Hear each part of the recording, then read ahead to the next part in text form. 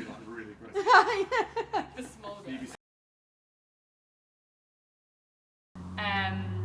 First memory of hockey being just like running up and down the sideline of my two older brothers playing, mum umpiring. It was very much like a family affair, hockey. Yeah, pretty much as soon as I could stumble around, I was pestering all the subs to pass with me and stuff. Yeah, not old enough to be actually training with any of the teams yet, and then just joined my local hockey club, Kirby Lonsdale. Yeah, as soon as I could. My two older brothers are a little bit older than me, so it was just a constant battle to be like them or let them play or fit in and stuff like that. So I think probably that was the main reason I started hockey, and yeah, never really looked back.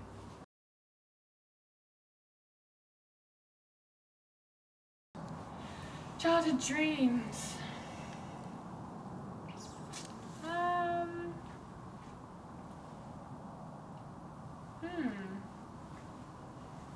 I don't know. I guess. I mean, my dad's a farmer, and for a little while I thought I could be a farmer. I wouldn't really say that was a dream though. More of a like, oh, this would be cool to own all these animals and look after them. Yeah, I guess as I kind of got older and stuff, I was like, oh, it'd be cool to like do sport seriously. But I think I never really thought that was actually like a job, like actually being a sports person, and here we are. Yeah. Farmer. I love crisps. Okay. Like a share bag. I have to not buy them, like small ones. Like if I was getting a meal deal, which sometimes I do, wouldn't get a small bag because that's just not enough. So I don't get them regularly, but then if I get like a share bag, it's like, what is it? The Thai Sweet Sensations, those ones. Other ones are very much available, but they're not as good. I'm not sure if you meant to say that, but yeah, wow. I'm all about getting bang for your buck. So you have to go high price items, which are your smoothies as you drink. Like, I'm not going to faff around with an orange juice. I mean, actually still probably would get an orange juice sometimes, but I'm thinking like your blue juice smoothie and whatever it's called. Others available, obviously. And then either like a hoisin duck wrap, which I think is a strong choice. Yeah, on a whole wrap. Or if I'm just like, I'm hungry, a chicken triple. This is where it sometimes gets a bit rogue. Yeah, you're like actually grimacing. So because I'm trying to avoid a small packet of crisps, because I just want to go and get a share bag, sometimes I have been known to get 2 boiled eggs. If you're thinking from a nutritional point of view, stunning, yeah. Like, appetizing, less so. No, and then, or maybe like a more normal snack. But I like chocolate, but actually it's something that I'm not craving it really. Crisps are my thing, so I wouldn't really get a chocolate bar really, yeah. Pet hates. Something I find annoying about other people. Pet hates. Just doing a little definition there. Thinking about that. On the pitch, there's not really much I find to pet hate, because sometimes people on the pitch are just, a lot's going on, sometimes people do stuff and you regret it, you know, people get carded, it's fine. I find it really annoying when you take a shot from outside the D, I'm pointing at this D here because there's a D on the floor. You know when someone takes a shot or is crossing the ball in and it's outside the D, and it's like obviously outside the D, they're not actually trying to score a goal. And someone shouts, outside, outside to the umpire, so the umpire knows it's outside. We've all got eyes, we know it was outside, like, why are you shouting it? Like, that's like, and like, an infringement. Like, you're not allowed to do that, and like that's going to impact anything else. Do you know what I mean? That is quite. There's not many people that do it, but that's annoying. A normal like pet hate thing. I can't really think of anything. Is that? I don't know. I don't.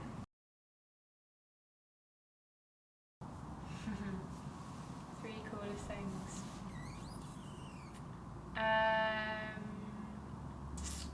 Probably say the kit, or more specifically like the kitting out experience.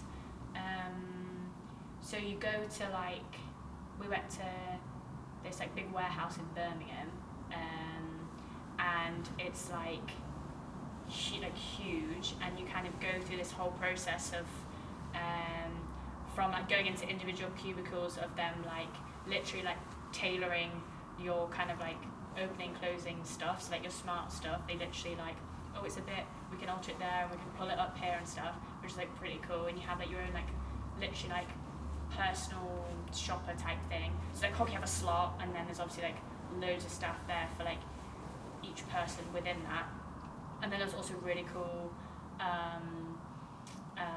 like media type things that when we would like be wearing the kit, and then there'd be like games to do, or I don't know what you call it, but like just like cool like camera angle stuff that they got like content for us and stuff, which is really cool.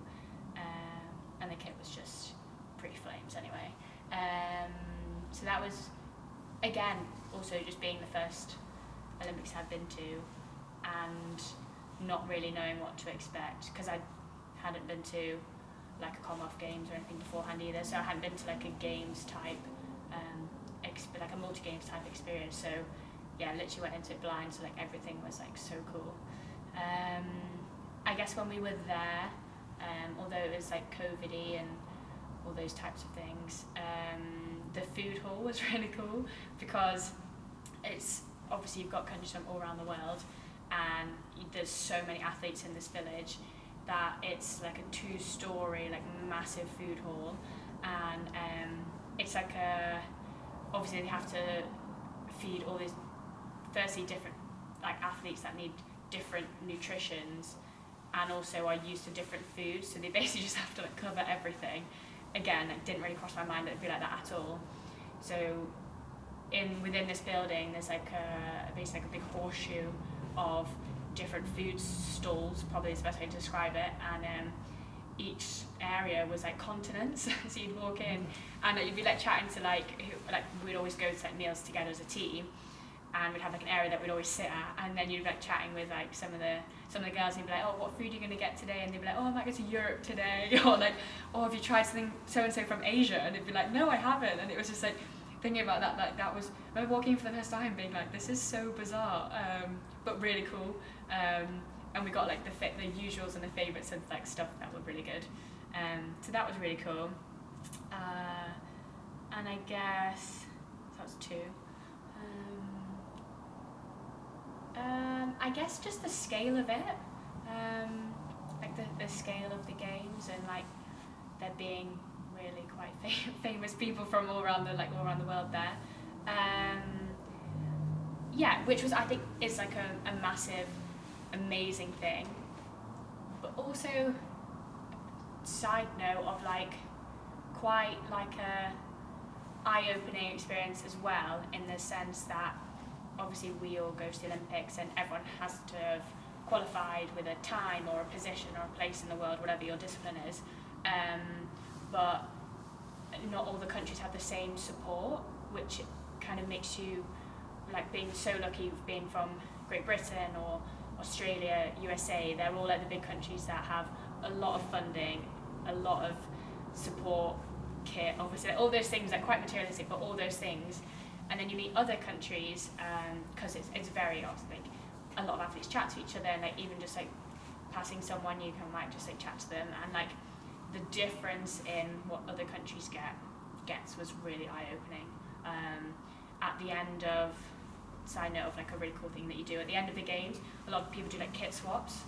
So like we had, I don't know, like 4 different types of jacket, and like tens of different tops and shorts, all different like styles, and you're swapping them with other nations that a lot of people want the really cool like African nations because they have like amazing colours, and a lot of people want GB stuff because everyone loves the GB as a sporting nation and stuff like that.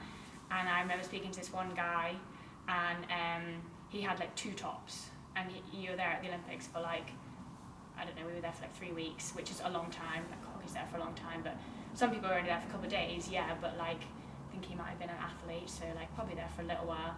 And he literally had like 2 tops, 1 jacket, pair of trackies, couple pairs of shorts type thing. And yeah, so from one end of it being like amazing, the other end is like, whew, like so lucky, and also like, wow, how, whether you've got that support or not, like that person's still qualified. Like it's the fact they've qualified without having all the head to toe stuff and getting new spikes every 4 weeks or whatever people do, like it's amazing. So that was pretty cool as a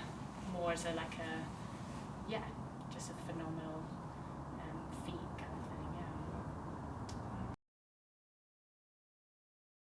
yeah. Had a lift, went in the lift, like the blocks are like tower blocks, and Team GB had a whole block, so it's literally like almost like a high rise, like obviously not like massive, but like high rise.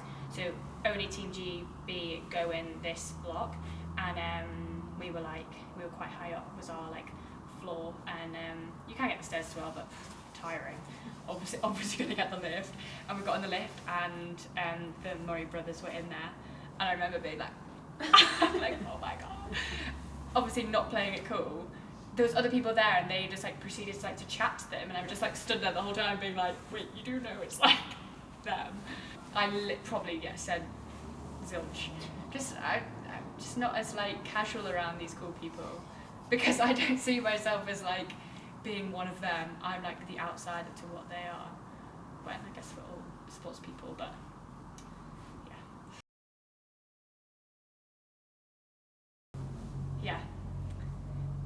yeah, I got my first cap when I was at uni in my second year, and they asked me to come away for a 4 cap like pro league trip to Holland and Belgium.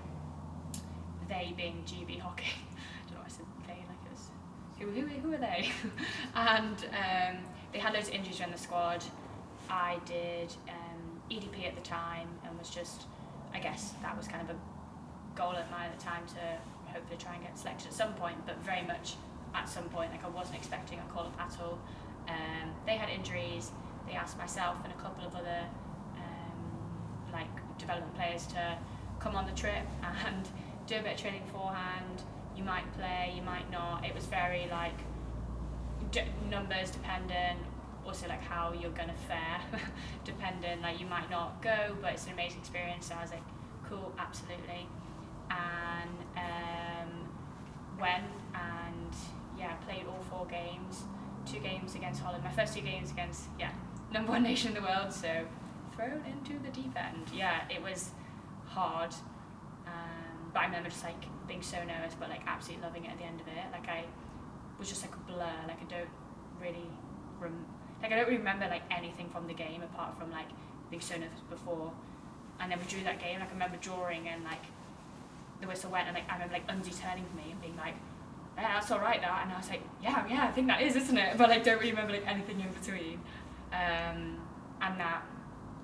So I remember the anthem. I remember everything about which changing room we were in, how we got there, like everything about it. Pretty much just being petrified. And in that 4th game, so Holland, 2 games against Belgium, and in that 4th game, I got the FIH player of the game. I remember thinking like, I think they've got the wrong player here, but I'm just gonna go along with it. So I had to do like this like post-match interview with. I'm not saying I'm particularly media trained now, but like with like genuinely like no idea what to like say or do. I was like holding this like trophy thing. But I think I remember like holding it like down by my side, like probably like, I don't know, like I'm not, embarrassed is the wrong word, but like just quite confused about the whole thing. And the guy was like, you have to like hold it on camera, and I was like, oh yeah, like squaring up to the camera, like, oh my goodness, I'm gonna be on like live TV. because I feel like playing's one thing, but then like actually then being like speaking to a camera is quite different. So yeah, remember that very explicitly as like a senior anthem experience. Also, first time it was God Save the King, who said God Save the Queen on camera.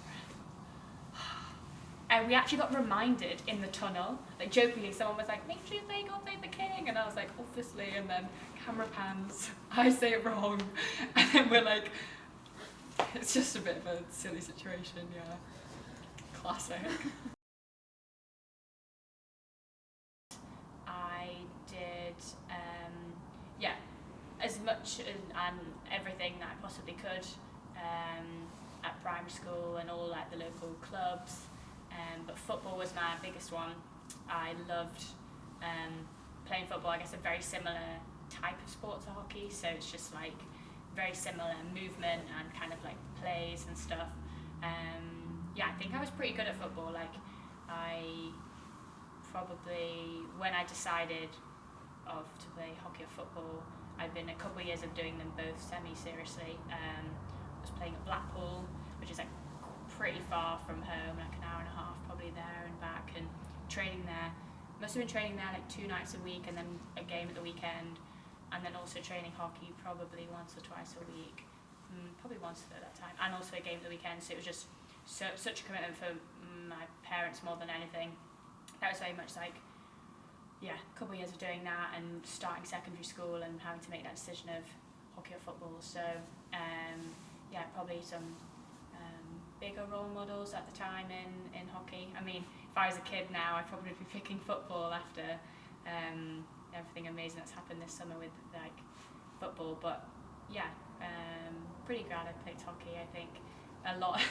Probably met a lot of amazing people and picked it at the time probably because I had a lot of my school friends and friends playing it, and there was at Kirby at the time there was a pretty cool group of us that were all playing, and was just like a little mini force that I felt like we had at the time. So that was probably why I stuck at hockey. But no, it would have been interesting if I stuck at football a bit longer. But hockey regrets.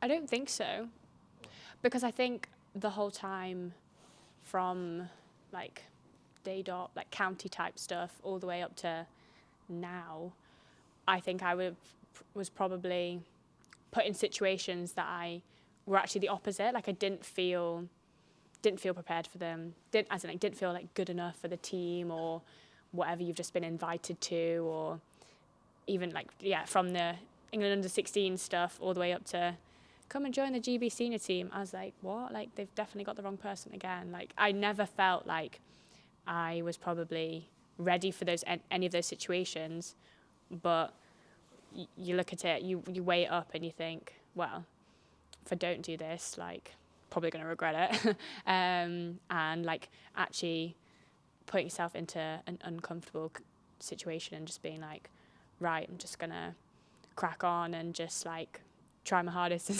see what happens type thing. So I wouldn't say any of like the major decisions I would regret. Obviously, weighing up leaving uni, like going from like a normal student playing hockey, obviously like semi-seriously, to like moving away and like becoming essentially going from like a student to becoming an athlete was a bit of a fast track of like learning how you're meant to conduct yourself. Actually, being an athlete isn't just like 9 to 5, it's like the whole time. So like having that switch was fast like, okay, if I'm going to do this seriously, I may as well commit to it. So that was like a bit of a right, let's just chuck myself into this. But no, wouldn't say I've regretted anything hockey wise.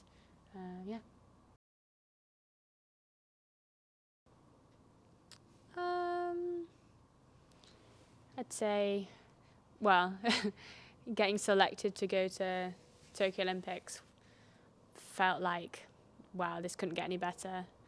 Getting a medal, getting a bronze medal at the Olympics was then, wow, this is crazy.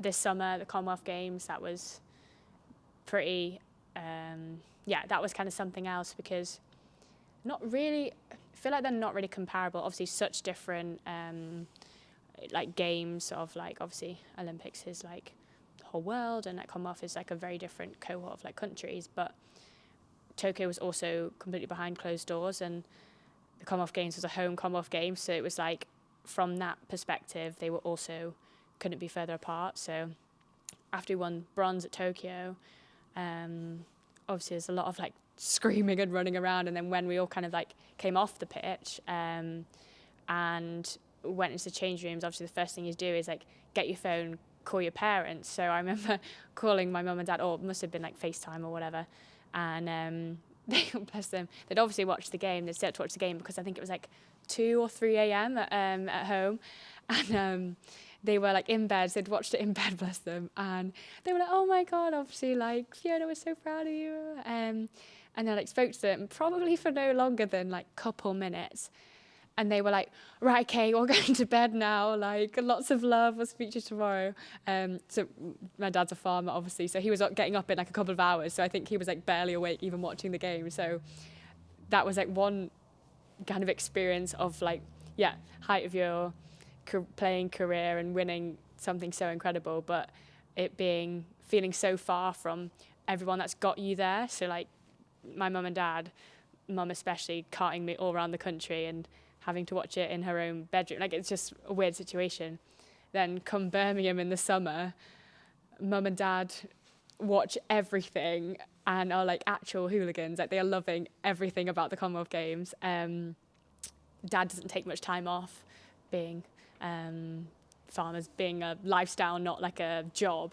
That was their summer holiday, was, what was it, 2 weeks in Birmingham, and they did, before the game started, they did walking tours of Birmingham City and like ridiculous stuff like that, because they were like, it's our summer holiday. And I was like, that's embarrassing, like stop telling people it's your summer holiday. No, but like actually bless them, they literally watched everything, watched loads of other sports, and then getting gold at the commies, and then even seeing them after every game as we were building up, and we won. We didn't lose a game the whole time, which was like amazing. So after each game, I think they were kind of getting more and more excited, and having that experience with them made that like even better. And my auntie, bless her, don't know why my family just has quite weird like traditions. My auntie has made loads of my family members and some of my friends and polos, like a little polo top, and they're red, and my mum's one says Crackles' mum, my dad's one says Crackles' dad, and then or like my brothers have them, and then my friends have them that I think just say like Crackles is like support team or something. It's hilarious. So my mum and dad wore them for every game at the commies, and I'm pretty sure like, I'm not going to say it. No, I'm going to say it. Don't know if they washed them. Like, and they wore them the whole time. They must have been like a rest day that they could have like snuck in a little wash at the Airbnb. But yeah, they wore them the whole time. And once we'd finished our game, we then had the like got ready medal ceremony, kind of like straight after the game. And then in the evening, you then obviously like celebrate. And Team England had I can't remember what they actually call it, but it's like, basically it's like where all the athletes go once you finish competing, and it's just like a bar, restaurant by the canal, whatever, but it's called like some sort of like hub or whatever, and it's where they count all the medals, and they have a bell when people win medals and stuff. So it's a really cool atmosphere. So in the evening, obviously gets when people are finished, there's celebrations, and my mum and dad's still wearing these polos because all the parents go down as well. And I remember that just being obviously an incredible evening because it was just so fun, but like sharing that with them. I've got like a really, really cool picture of me and my dad at the bar, and on the back of his top it says Crackles' dad, and I think I'm like showing him the medal, and it's just like, it kind of gets me emotional thinking about it. Like, it's just like so cool that they were there, and like it's like more, it almost feels like it's more their success than mine. Like, they've just done so much. So yeah, very different two experiences, but they were like, wow, very lucky to achieve those. I would go with, probably.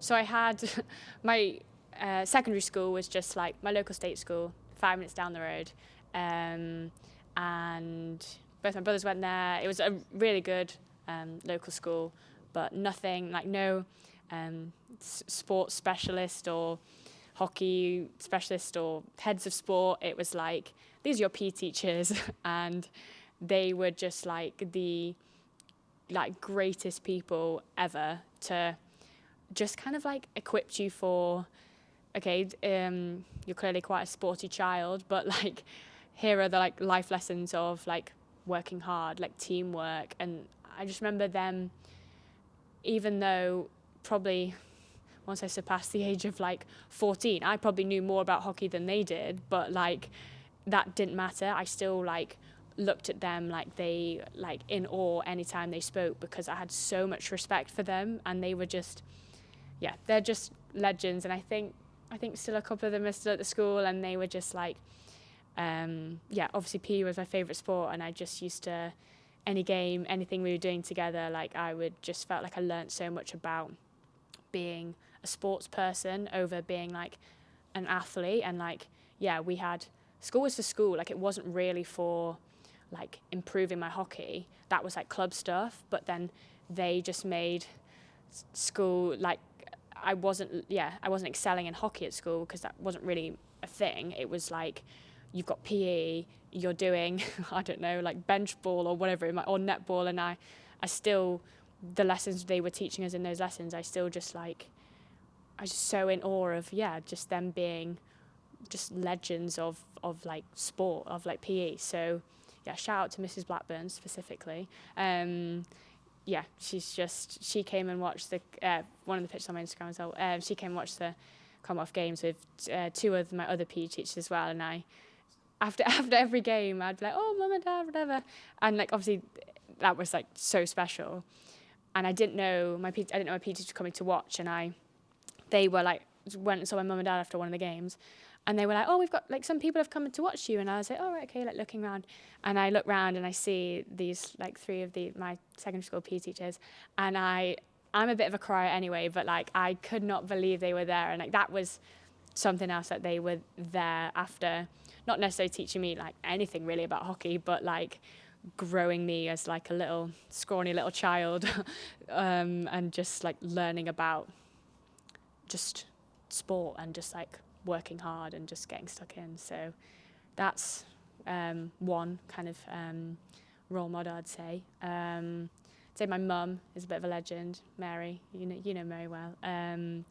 She's just, without her ferrying me actually all over the country, from to Durham, like up to Durham, from to down to Bisham, like the amount of, I don't actually want to know the amount of miles that, or money that, and just everything that she's like done. It's just actually crazy. And she never, I think she also just kept me like, not that I would be, but like very grounded as well. I think her and my dad's perspective on everything that I was achieving, they were obviously so proud, like doing the junior England stuff and all the way up. They're always so proud of me, but it's always been, yes, that's because we've taught you to work hard and stuff like that. It's never been, it's been probably a bit of a different route to other hockey players. So I just think, she just kept me grounded, kept me working hard, and definitely facilitated the vehicle, driving me around. And I think she,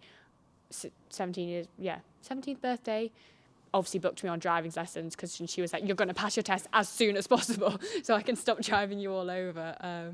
Definitely I'm still owing back lots of lifts, doing pickups, but that's definitely another huge role model. And then hockey wise, I always looked up to Kate Richardson-Walsh, like from how she played and conducted herself, and just the sheer duration and successful career. It's kind of phenomenal, really, having that many caps and leading the GB team so young as well. So know her a bit more personally now, coaching Hampstead Westminster in the Prem. But yeah, still think she's a bit of a legend, yeah. Or she is a bit of a legend, yeah. So they're my three role models. Dog. Tie. Tea. Yorkshire Gold, obviously. So hard. Oh, skiing. Skiing. Actually met Lord Sugar when I was at school. That's weird, yeah. Tokyo bronze medal. 7. No, but every time oh my God, I've only got a sentence. Every time I play a game, before I put my kit on, I have a shower. Don't like putting match kit on if I've not had a shower. Oh, just finished the Suspect on ITV. Tense, yeah. Regret. Oh, Sunset. 10, if that's the highest, yeah.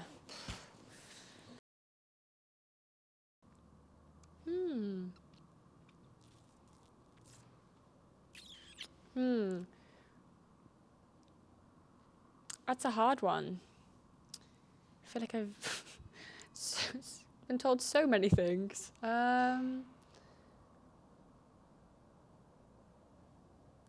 Probably. I can't really remember where this has come from, but I remember it being like, feeling like it was so relevant to me. I actually think I wrote this down for you once. Let me just get my words right. Like, it's really important, like working hard when no one else is looking, but said in a way better way than that. Like, obviously you need to work hard in trainings and when coaches are there, selectors are there, whatever your scenario may be in your situation, but doing all the other things that being a professional athlete entail. So it's like getting your nutrition, hydration, sleep, extra sessions, top-up sessions, whatever that might be, and you don't need to tell everyone about it as well, because it's all like kind of like, oh, I've worked on this, no one else knows about it, like boom, kind of vibe. That. No. I don't know. I wouldn't really say I'm that wise. No, I don't know. That. I guess that I probably do live by that more than I'm letting on, but yeah, we'll go with that.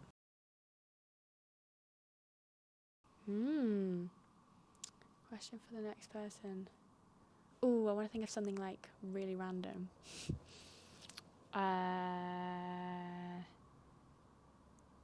Okay. If you could be a type of car, what car would you be, and why? You're welcome, whoever the next person is.